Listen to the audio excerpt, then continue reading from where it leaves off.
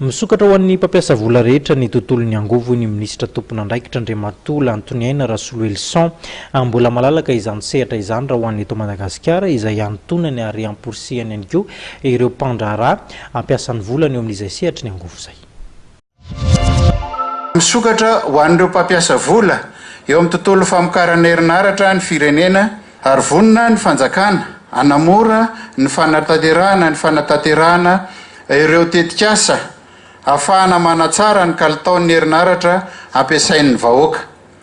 Isan'izany ireo tetikasa maro izay etsona ireo orinasa sy mpampiasa vola amatsiana herinaratra ireo tanàna ny ambanivohitra rehetra any, indrindra avy amin'ny angovo azo avozana. Efa nisy arak'izany ny fifanantonana teo amin'ny ministeran'ny rano, ny angovo ary ny akoranafo sy ireo orinasa tsy miankina anatin'io sehatra io sy ireo banky ary ireo mpandraharaha amin'ny fifandraisan-davitra. Tao anatin'izany dia anisy ireo fiaraha-miasa efa fanaova-tsiny sy natomboka any amin'ny faritra sasatsasany.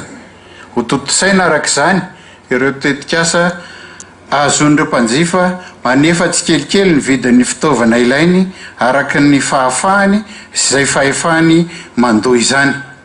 Anterina trany fa raha misy ireo izay maniry hiara-iasa amin'ny fitondram-panjakana eo amin'ny fanomezana herinaratra ny mponina dia raisina tanandroa izy ireny.